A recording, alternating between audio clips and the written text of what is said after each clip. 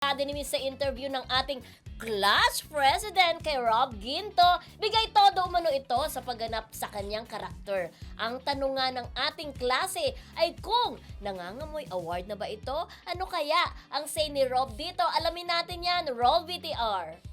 Ang sabi niya kanina, ang galing mo raw dito kasi nakausap ko siya. Ano masasabi mo doon?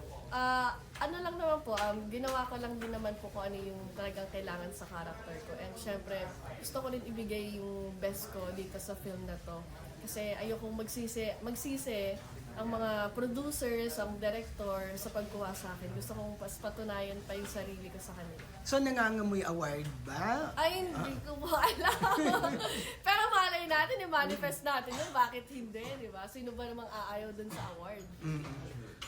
Oo, award, di ba? Award. So, nagka-award ka na ba, Rob? Nominee pa lang po. Oo. Nominee. So, nilulook forward mo na magka-award ka? Oo naman, i-manifest na natin. Siguro ito yung ano ko, ito yung wish ko para sa birthday ko. Wow! Kailan ba ang Tsaka sa birthday? Pasko, next year po, January 9. Oh. And ano rin siguro,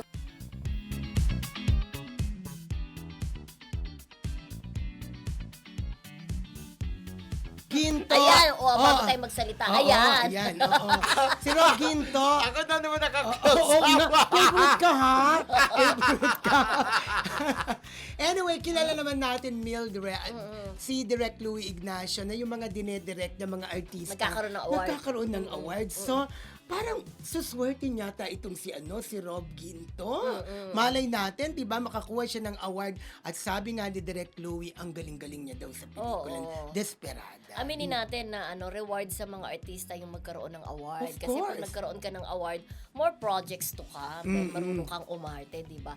Pero napanood mo yung mahusay ba talaga siya? Hindi, napanood ko yung daring scene. Yung daring scene. Pero mahusay siya sa Sabi ni daring scene. Direk Louie, ha? Oo. Oo. Sana nga daw, pagdating ng birthday niya, Mildred, Oo. makatanggap siya ng award. Okay. Oo, Yung daw ang- best gift. Oo, best gift talaga sa kanyang birthday.